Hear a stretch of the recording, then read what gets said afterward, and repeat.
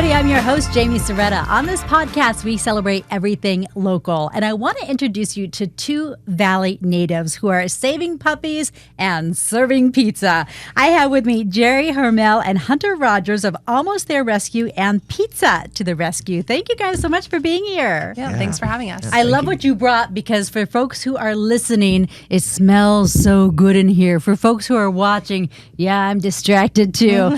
Tell me what we have in front of us here. So in front of you, you've got our classic margarita pizza, our most popular pizza. It's kind of the gold standard and staple for all pizza, I think. And then you've got a chorizo pizza, which is kind of a little throwback to some Arizona vibes with a little Italian influence as well. And then you have our newest pizza, the Italian Stallion, which is broccoli rabe, provolone, and Italian sausage. It smells delicious. They all smell great. And we got to talk about Pizza to the Rescue. It's right next to Almost There Rescue. And this all, Geri, kind of began with your love of animals so long ago. When did you get interested in helping to foster animals? I got interested in the whole animal welfare world back when I was 16. I think oh my gosh, how long ago was that? I don't even want to say. Yeah. Too long ago. We don't do live math. We never do that. So 16-year-old, what was it about puppies or dogs that you just loved? I've always loved animals. From day one, I've just been obsessed with the animals of all kinds. Obviously, dogs are my favorite. Mm-hmm. So when I found out that I could go to my local shelter and spend my day with them, I signed up right away. And when I found out I could take them home and, spend time with them before they were adoptable, I signed up for that too. I was so excited. Because a lot of people might think, I'm going to get too attached. This will be so heartbreaking to have to give it up to a home. You felt the opposite way. Right. It is. It's definitely heartbreaking when you're giving them back. Everyone's right when they're thinking that. However, the best way to cure that heartbreak is to take another one home. Oh, she's got the answer, doesn't she? Yeah. And, when you do it enough times, it really is, it becomes standard. And the heartbreak is a little bit less each time. You know that you're helping them on their journey. You're taking them from a not so ideal situation and helping them get into their forever loving homes. Oh, I love it. And as we say the word love, I love a love story and local love. So you guys grew up with childhood friends, parents or friends? How'd you meet? We went to the same elementary school together. We were 2 years apart. She was in my brother's grade. So we weren't like close or anything, but kind of knew of each other. And my brother and her were sort of friends, but I was from a family of all boys. She's from a family of all girls. So at that point in time, you don't really mix too much, but over time, our families kind of stayed friends. And, fast forward, long story short, we've been together for almost 9 years now. Oh, wow. Yeah. Congratulations. Thank you. And you went to, where'd you guys go to high school? I graduated from Brophy, and she went to Chaparral. Yeah, Chaparral. Mm-hmm. So did I. Yeah. And then you also went to ASU for a bit too, right? Yeah. Yes. And then that's when you said, you know what, I'm going all in on this dog thing. Right. That was right when I was peak, dog rescue world. I had taken a bunch of classes at the Humane Society for the emergency animal medical technicians. What does that mean? And so those are the medical courses where you can learn how to do dog vaccinations. You learn about setting a splint. You learn about all of the behind the scenes, field work for the medical cases that come through the Humane Society's doors. And so that gave me a whole new level of education.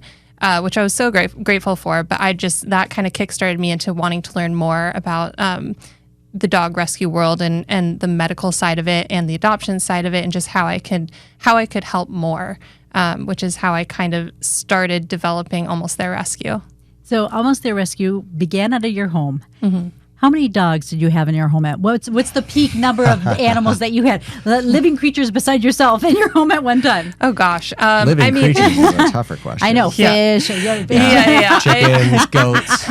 I probably shouldn't answer that question. We have many lives. You're like they're city coats. Yes. How many dogs? So dogs, yeah. I think we had probably, anywhere from 15 to 20 dogs in my home at any given time. But we did retrofit our old family home into kennel space. So our dogs had kind of their own bedrooms with these little outdoor spaces that were fenced off. So our old home turned into Almost There Rescue. We had, I think, 11 kennels at any given time filled with dogs. So over there, we were climbing upwards of 100 dogs. Oh my goodness! And that was before you had your own physical building.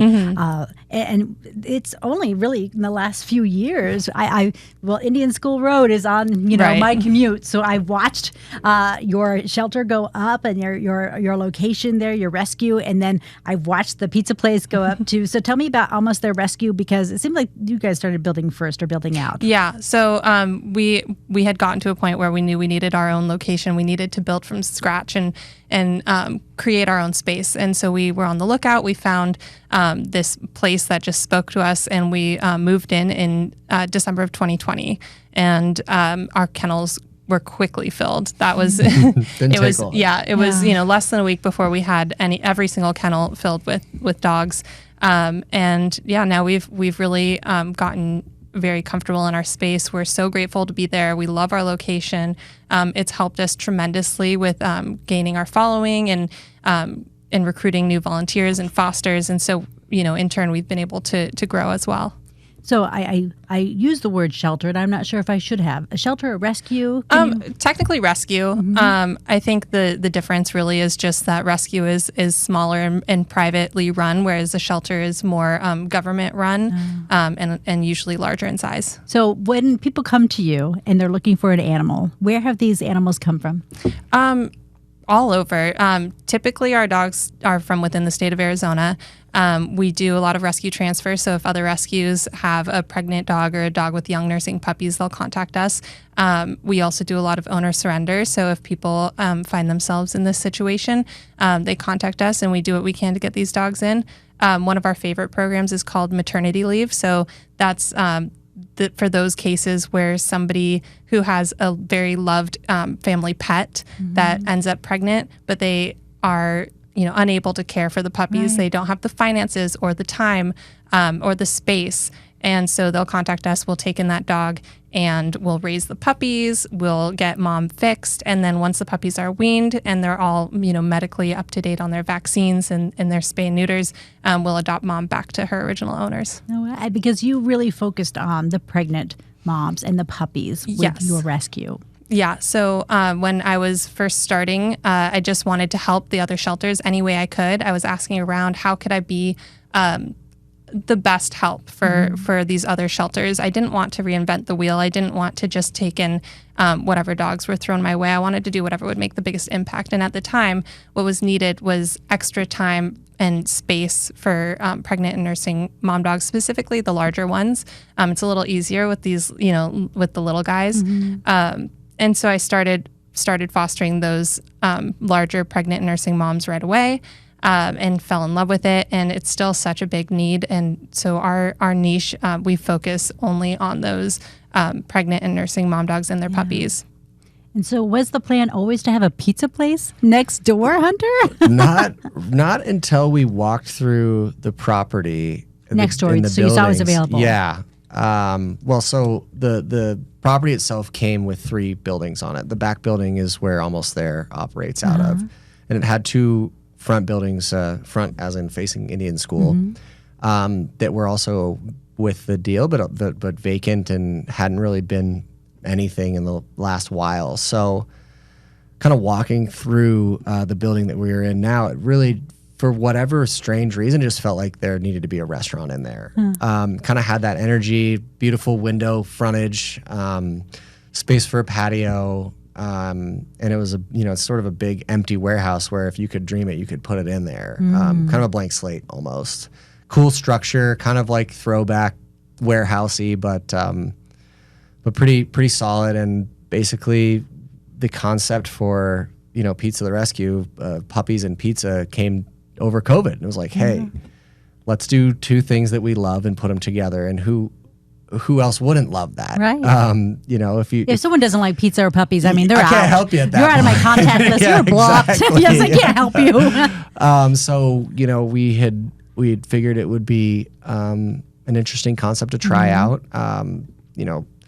We we have family in the restaurant business. I'd worked in restaurants growing up, but had never like professionally worked in restaurants. Just What did you study at college? I studied psychological and brain sciences. Oh, wow. Yeah, and then I went into banking and finance. So I did nothing food related handle the books, professionally, too. but I loved food and I loved traveling to eat. Was my favorite thing in the world to do, and cooking at home and cooking for myself and my friends and my family and Geri and. Like obsessively and that's kind of the vibe you want it to feel like. You want it to feel like you kind of threw us an impromptu party and you're just happening really good on the pizza. Yeah, right. There you go. And I just want it to feel like a homemade meal, not like a restaurant meal almost. And I think that's kind of how we're thriving in that category a little bit. It's really fun. Well, you think of inflation and families that have to surrender their animals, and money is so tight right now. You guys have something that will not only please our wallets, but also we get to spend some time with pets over at Yappy Hour. Tell me what's going on then. Yeah, so weather permitting, but generally in the summers still we have puppies on our patio from 6 to 8 p.m. So in the evening, it's really great. So we get litters from the rescue. Volunteers bring them over. We have a little sectioned off puppy playpen, and families can hold puppies and snuggle them, and they're all up for adoption. So we've had more than a handful of adoptions coming from puppies that people have met at dinner or swamping the lobby at ATR wanting a dog, and it's really great. The support's been incredible, and just having litters of puppies on the patio at a pizza place is like kind of a surreal thing to see at first. And it sounds almost like a tongue twister. I mean, being someone who writes for a living, I love all the alliteration there. Right? Pizza and puppies and patio. Right? Maybe a pint too. Yeah, you can have a couple pints. Yeah, and then bring home a puppy. Pinot Grigio or Prosecco. Oh, there you go. You must write too. We can go. We can keep going. Oh my gosh! So it's a perfect little marriage of the two things happening in that space. We mentioned the pizza, but we have a picture of two doggies here that we propped up. Who is Ham and Cheese? Our pride and joy, Ham and Cheese. They're our puppies, and I say that loosely. They're big boys. So they're 2 years and 3 years old, and they're. They're Ham and Cheese, and Ham's a ham and Cheese is a cheese. Ham's the kind of yellowish golden one, and Cheese is the black. So Ham has the fedora, the hat on. Yeah, he's wearing my golf hat right there. Fabulous after a long day on the course. Yeah, exactly. So we say pizza to the rescue. Yes. How so? Well, it kind of has multiple meanings. Of course, the pizza goes to support the dogs at the rescue. So 25% of the proceeds from our pizza sales get donated directly to Almost There to help with vaccinations and food and enrichment training programs and spay and neuters, kind of you name it, that goes to support that. And that's been an awesome program. But also, like, sometimes you just need a pizza to come in and save the day. You've had a long day, and a pizza can just turn things around for you at the right moment. It's so funny because I was having a day, and you guys walked in with pizza. There you go. Yes, my day turned around real fast. See, so you get it. I do get it, indeed. And so when you and Geri got together, did you know dogs would be such a big part of your life? Well, you had to see it coming, right? I mean, I've been a huge animal lover. I grew up with dogs and a pet potbelly pig and birds, and I had snakes and chameleons and other lizards and stuff. So like I was an animal obsessed kid, as was Geri. Yeah. And for Christmas one year, Geri's mom got us 3 little chickens as like kind of like, here's 3 chickens. Like, who knew where this was gonna go? Oh my! Have you ever heard of chicken math? Chicken math. Oh no! What happens with chicken math? Jake will explain chicken math. What is chicken math? Chicken math is something people say when they are counting their chickens, because you don't count the young ones, you don't count the roosters, you don't count the ones that aren't laying eggs at the moment. Yeah. And so you only have like 5 chickens. When in reality, how many chickens do we have? Almost 40 chickens now. You guys have 40 chickens? Yeah. Oh yeah. When we're out there working in the coop every morning and at night, and breeding these chickens and having little baby chicks running around. We got incubators going. So it started as 3 chickens as a Christmas present, kind of probably as a joke. I bet your mom had no idea where it was going to go. And now, like, we base our life on our little mini farm out back, and then that led to goats. Chickens are also the gateway animal. Chickens are the absolute farm gateway world. drug. Yeah, they are. So goats now, and what do the goats provide or So I milk the goats my gosh. and make cheeses and butter and ice cream and all sorts of things with the goat's milk. Oh, it's cheese amazing. ice cream? Oh, yes. yeah, it's amazing. Well, where is that? Is it on the menu or Next will time, it I'll bring you be some. at Pizza to the Rescue? Well, we actually have our little tasting. mini dairy farm incorporated on the ADGA, which is like the American Dairy Goat Association thing. So we're a legit, entity for goats. So maybe one day we'll be able to. We don't have enough goats to support a restaurant, but Yes. that's not saying that we might not. Well, eventually. maybe a little special every now and again. Right, Yeah. exactly. Oh, how interesting. So how many goats? Goat math? Let's see. Well, I think we have 9 goats. We have 10 goats. 10 goats. There you go. Yeah. They're Okay. small goats, though. They're Yeah, Nigerian dwarf. goats. So they're like 30, 40-pound little. They're no fainting micro goats. goats. No. They're not Although those fainting are very goats. cute. Yeah, it'd be fun to have fainting goats. I get this lovely paperwork on you guys, and I study up. And there was nothing about goats and chickens out here. So Yes. the share is exciting. Share is exciting when we get to find out. Anyone else? Any other animals or critters? Well, we have some geese. We have 2 Oh, geese oh my that live with the gosh. chickens. We have 3 little tiny call ducks. They're like little micro ducks, basically. We're fostering a pregnant pig. We got a Oh my gosh. pregnant pig at like 1 a.m. on Tuesday. I want to come over for a field trip. Come on over. Yeah. I'm gonna go have a pint, have a slice of pizza, Yep. and then hold a puppy, and then Oh, you yes. guys show me around your property You and can do it introduce all. me to All all the your goats. I animals. got Yeah. a pizza oven in the backyard, so we can make Perfect. fresh pizzas at home. and- So it never ends with the animal care. No, it's our lives. We Yeah. love it, though. Yeah. We wouldn't have it any other way. Oh my gosh, how much fun is that? Yep. I know people are interested in how they can get involved with the rescue. You have 25 employees, but 500 volunteers? Yes, and when I say that, it sounds like a lot, but really, there's only a handful that are consistent. Yeah. And so, there's like anything, there's people that'll sign up and maybe just show up once. So we're always looking for new volunteers. We have so many different volunteer opportunities, whether your thing is coming in and playing with the puppies or socializing our adult dogs. Or if you're more into just coming in and helping our staff and do some laundry and feeding the dogs, we're grateful for any of it. We also have transportation opportunities if you just want to help us get our dogs from A to B, photography opportunities if you want to dress them up in our cute little Oh my gosh, these all sound like outfits and fun, right? What's snap that some room? photos. The The paparazzi room. paparazzi room. Paparazzi, yeah. yes. Paparazzi, there you go. Yeah. So we have lots of opportunities. And then, of course, we're always looking for fosters. We only have so much kennel space. And so the way we can help more dogs is with foster families. Yeah. If people open up their homes, that not only allows a dog to get the experience in a home environment, but it also opens up a kennel where we can take in another dog in need. So fostering is super important. And then, of course, we're always looking for donations. We're always looking for adopters. If you're looking to adopt a dog in need, we have all different kinds. We get it all. We've got the adorable little pitties. We've got cattle dogs. We've had litters of pugs. We've randomly had, right now we have a golden retriever. So we get it all. We've got big, small, pointy-eared, floppy-eared, anything.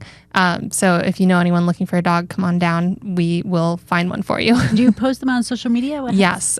So all of our current adoptable dogs are posted on our website and on Pet Finder, Adopt a Pet, and then on our social media, our Instagram and Facebook. We're always posting dogs that are in our care. So whether they just got to us or they're going to be available soon, you kind of get a sneak peek at the dogs that will be available for adoption, and you can follow their stories along from birth to that point. What is it that's so gratifying for you in this work? Oh my gosh, so many things. I love the stories. I love seeing these dogs come to us, broken down and, from wherever they came from, and giving them that second chance and watching them come out of their shell and wag that tail. Yeah. And when they meet, the person who is their person, and getting the updates when these adopters reach back out to us and Like the tell us how amazing their dog is. Sometimes we'll get photos of people who have had little family reunions with their litter mates. We've got a Facebook page for our alumni, so everyone gets together and checks in on dogs from their litter. So it's really fun. But yeah, I just love the stories behind it. There's so many amazing dogs out there that just deserve this second chance. Yeah. I'm so passionate about the people and Phoenix history, and it's hard for me to say Hormel without touching on your family history here because your family has such strong roots here. Can you tell me about them? Yeah, of course. So my mom is Jaime Hormel. My dad was Jordy Hormel. He passed away back in 2006, but he and my mom purchased the Wrigley Mansion back in 1992, and so my mom still runs that. Of course, the name Hormel you associate with Hormel Foods. My grandfather and my great-grandfather were a big part of that. My great-grandfather was the started Hormel Foods Company, and my grandfather invented Spam. So we have that in our history. Yeah, entrepreneurial roots, for sure. So what would you tell someone who's thinking, how can I have my own rescue? How could I create something like this? Well, anyone who comes to me and says they want to start their own rescue, the first thing I tell them is don't. Why? I kind of do the same thing. But why? There are so many rescues. There's so many people that are trying to start rescues, and they're all lacking support. Yeah. So the biggest thing you could do is support these other rescues. And I know it sounds hypocritical since I have a rescue, but I promise you I didn't get into this with the intention of starting a rescue. It just kind of snowballed into what it is. And I'm so glad it did because I am so proud of my team and what we've become. But if you are dead set on starting a rescue, my biggest piece of advice would be to find a good mentor. I'm happy to talk to anyone who's interested. Find a good mentor who can lead you along the way and help you with those pieces. Again, you don't want to reinvent the wheel. People have been doing this for so long. Of course, there's always new ways to do things, but if you have a good mentor, they can really get you on the right track. Yeah, sometimes people are afraid to ask questions or to reach out, and it's so important because people really are willing to help each other. Oh, yes. And that's one thing in the rescue community. Sometimes there is a little bit of a competitive feel, but we're trying so hard to work together. We're all working towards the same goal. We're all trying to do right by these dogs. And so if, we're always striving to collaborate in different ways. Yeah. Hunter, is this your first time owning a business? No, I've owned several other kind of small businesses in the past. What kind? A coffee company. I've kind of helped my dad in his business. Kind of been a little entrepreneurial here and there with little kind of projects. One was actually a phone case company that did kind of well. Oh. This was like 2015, and we kind of got this funny patent for a phone case, and it's funny because it hasn't really like gotten hugely popular in the U.S., but like in the Middle East and abroad, it's like somehow very popular. What is it? So it's called Get a Grip, and it's a pull it out. Oh yeah, he's got it. We still use them. I still I use can't them, use any other case. Hey, we can still get them, right? So basically, it's just a phone case with the little strap in it. And when we came up with this in 2014 or 2015, there was nothing like it out there. Yeah, so it just kind of helps you support your phone. So when you're laying in bed, you don't have to hold it up and fall on your face. I've had that happen. Yeah. Or you taking think photos. Even waiting tables, you see servers who have the little slip for none the of that iPad situation. was around. And we should have patented the whole concept of that, but I don't know if that would have even been possible back then. But we kind of were one of the first, if not the first, phone case company out there that kind of created that little built-in strap on the back of a phone case. So with Pizza to the Rescue, what lessons have you learned? I mean, it's like any business. It's all about finding good people and keeping good people. We've been really fortunate. We have an incredible staff, an incredible manager, management team, and we've been just really lucky on hiring good people and kind of effectuating on the dream, really. Yeah. But that's the key is if you have good people, you can make anything happen. Because you did work in kitchens growing up a little bit, kind of even just for fun. Tell me about this. Just for fun, basically. Yeah. I have always loved food, and sort of towards the end of high school and the beginning of college, it really wasn't until I went off to college that I realized like how important food was for me, because you're in a new environment, you're eating different foods that you've never had. Yeah. And you're like, oh man, I really miss like my mom's Caesar salad, or I really want to like a grilled chicken or a steak or something, and not like college cafeteria food. So we had a tiny little micro kitchenette in our dorm room, and I started cooking on that kind of obsessively to try to create things that I wanted to eat, different Mexican food. I went to school in Baltimore, so How is the Mexican food there? Well, Anything actually, good? it's really good. Oh, really? There's a couple places that are amazing, but as a freshman, I didn't know any of these places. So I was like, there's no good Mexican food here. What am I going to do? So I was like, I'm just going to make it. So in the summers, I would come back to Arizona and work in the kitchen at Vincent's and just volunteered working for him all summer and would learn all the fundamentals of like French classic cuisine. How to make a beurre blanc, how to make, a mushroom sauce, how to make a tarte tatin, how to make all the classic French ingredients and all this kind of specialty items on his menu. So just, learning how to chop an onion properly, stuff like seriously. that. And doing it 1 trillion times or peeling 1,000 potatoes or preparing boxes of lobsters, stuff like that. So, and I loved it. It was amazing. And then I learned kind of the very basic fundamentals enough to be, to kind of take my home cooking to the next level. And then I've always been a huge fan of like Asian cuisines, like Japanese and Thai and Vietnamese. So I kind of started approaching that. And I don't know, it's probably been 20 years now that I've been kind of cooking fanatically at home. And pizza was one of them. I loved cooking pizza, and I loved homemaking pastas and homemaking ravioli. Are some of these your family recipes, or is Mom Caesar salad on the menu? Mom Caesar salad is on the menu. Oh, you better believe it. She's great at that. And another salad of hers is also on the menu, but I couldn't give her 2 names on the menu. So, so what'd you call the other one? Did she get Mom Caesar salad? No, she got Wendy's Caesar salad. Okay.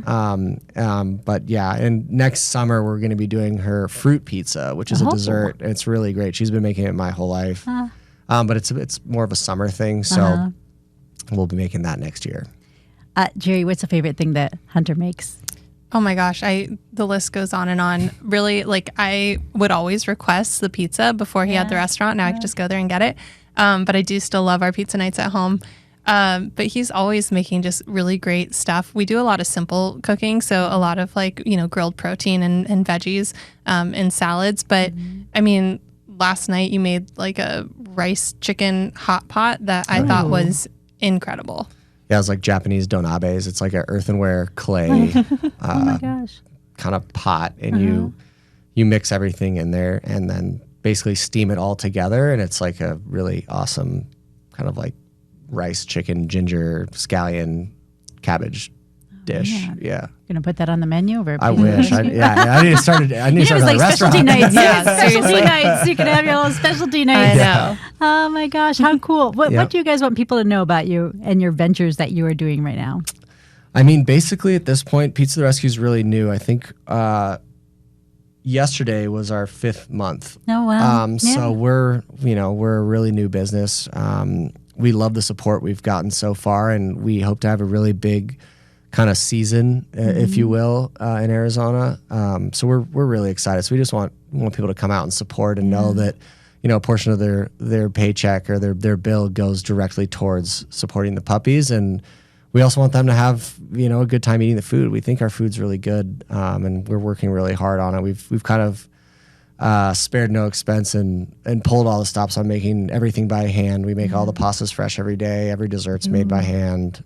So we don't buy anything that's not just a whole ingredient. We don't buy anything pre-made, basically. Because Geri mentioned Wrigley Mansion. Does Christopher come in? Does he help at all? Does he ever assist over there? No, Christopher is amazing. It's great to have a resource like him kind of in your back pocket. So I'll call him or text him, what do you think about this? What would you do with this? He actually helped me lay out the kitchen in the design phase. So we work at similar paces, which is really fast and impatiently. So it's important to have a kitchen set up for that sort of thing. So, but Christopher's really been an amazing mentor. Event space coming soon? Yeah. So right next door, directly across the parking lot from the pizza restaurant, we're kind of turning that building into an event space. So it'll be able to host, I think parties probably up to 300 or 400 people. It's a pretty big space. But it's also going to be modular, so we'll be able to section it off for smaller parties. And we'll be doing the catering there. Yeah, and something we currently offer at Almost There Rescue are puppy parties too. Tell me more. So you can you can basically rent out puppies. So we do it either at our space or we can bring puppies to you. And you can find out more on our website at the events tab. But so you can, it's very popular for children's birthdays. People will come in and they'll hang out in our play yard, and we'll bring out a litter of puppies for an hour for the kids to play with. And then we also, depending on, what type of party you'd like, we have them bring over pizza, or we can, set up some decor for you. So it'll be fun to be able to utilize that event space for puppy parties as well. What a great way to have a party. Right. Yeah. Well, and it's great for the dogs too, because they get incredible enrichment training from that. So lots of what Almost There does is this program called Puppy Culture. And it's basically like how important at certain phases in the puppy's development, from week 0 to week 8 or 10 when they get adopted, there's like moments where you have to do certain things to have them feel different textures, have them hear different sounds, have them be exposed to all sorts of things. So when they get adopted, they're like ready to go in the real world. Yes, so these puppy parties are really awesome to like have them in with a bunch of kids and noises, and it just like helps them assimilate to like what a real world situation would be. Yeah. Because there's even a puppy preschool, right? Yeah. That's what we call our program. It's the Puppy Preschool Program. And it's something we're really proud of. Yeah. Puppy Preschool Program. And they just roll off your tongue. You do a great job with that. Thank you. Yes. But yeah, it's one of the things that, we feel is really, really important. From birth to 12 weeks old is a really critical socialization period in these puppies' lives, where a lot of their adult behaviors are being shaped during that time. And so we follow this program, this curriculum that we've created based off of puppy culture. Puppy culture is kind of created for breeders, so we've kind of taken that and tweaked it for the rescue world. And we're able to do things from, the moment they're born, we're touching their paws, we're giving them individual cuddle sessions, we're holding them in different positions. And as they get older, we're doing things like Hunter was saying, new textures, new sounds, new toys. And we start crate training, we start leash training, potty training, all of these things. We're just getting them used to all these different aspects to get them set up for the real world and with their forever home. So like he was saying with noises, for example, we'll play fireworks sounds so that they get really comfortable with fireworks sounds. And over the several weeks, we make the sounds louder and louder so that you're adopting a puppy that won't be afraid of fireworks when it's an adult dog. These things are just super important to make sure that we're setting up these puppies for success. What about separation anxiety? Because I've a girlfriend who has a dog with separation anxiety. Yeah, so a lot of these things also are going to be genetically ingrained in these dogs. And so what we're doing is just doing our best to make sure that these things that are genetically ingrained are as mild as possible. So it just depends on the dog's overall genetics, but we do things while they're in our care to try to avoid, future separation anxiety, future resource guarding. So when you guys aren't at work or at home with the chickens, what are you doing? What are you liking? Sleeping. What are you loving? What are you doing besides sleeping? What are you drinking? Where are you going? How are you enjoying Arizona? When the weather is nice, we do a lot of hiking. We love Arizona, we love taking the dogs out. We go up to Brown's Ranch. Where's Brown's Ranch? It's like Alma School and Dynamite, pretty much. It's a great, big kind of like nature preserve, basically. And it's dog friendly. So we take the dogs hiking there and they freaking love it. They run like crazy. And it's just a beautiful area. You can hike to the top of like Brown's Peak. It's like kind of like a large hill with a little kind of peak on it. And you can see all of like North Scottsdale from there. And it's really beautiful. So we do a lot of hiking. We try to pop up to like Flagstaff in the summers here and there when it's, really hot here. It's really great up there. Yeah, we do. It's all us. Yeah, There's often Asians complaining. Exactly. I know. Yeah. It does feel just like, it's the same community. It just moved north. But yeah, and we do a lot of hosting at our home too. We love hanging out in our backyard. And when the weather's nice, we have a pond in our backyard too. So we love hanging out by the pond. And we love having friends over. And Hunter loves cooking for large groups. Yeah. Obviously. Come on over. Yeah. Okay. Yeah, when the weather's nice, I've got buddies that live, from college all over the country, and when it's miserable in New York or Seattle or DC, it's like February. I'm like, come to Scottsdale for a weekend. We'll go to a little golf tournament too. Exactly. Yeah. So Oh yeah, a lot of golf. A lot of golf. Yeah. Yeah, I've been bitten by the bug over COVID. It's funny. I didn't play. I grew up playing a little golf, and then right before COVID happened, I was like, I want to play more golf. And then COVID happened. I was like, oh great, I'll play a lot of golf. Yeah. So I got my brothers into it, and my buddies are in it. So it's really fun. Good place to be into golf. I think that's probably why. It's like, we live in Arizona. You should do the thing that everybody comes here to do. It'd be hard. I suppose I should golf. Yeah, you should. Right. Yeah. I didn't think I would like it, and I am also bitten by the bug. She got a hole in one in her third round of golf ever. Oh my gosh. Of course she likes purely it. accidental, but yeah, thank you. You did that on purpose. Oh, yes. Well skilled. She's a natural. Oh my gosh. Geri Hunter, it is so great to meet you guys. Thank you for spending time with us. It is almost their rescue, and pizza to the rescue. Thank you. Thanks for listening to Jamie's Local Love, the podcast. I'm your host, Jamie Soretta. Our technician is Tom Heidinger. Our editors are Lorraine Shearing and Gina Coy. Do you know a business worthy of some local love? Email me at jsoretta@azfamily.com. Follow us at facebook.com/Soretta and Instagram @Soretta News. Make sure to subscribe and give us a 5-star review, please. And tell your friends about the podcast and the businesses we feature to show your local love. You can find us on Apple, YouTube, Spotify, Amazon Music, and anywhere you get your podcasts. Jamie's Local Love, an Arizona's Family Originals podcast.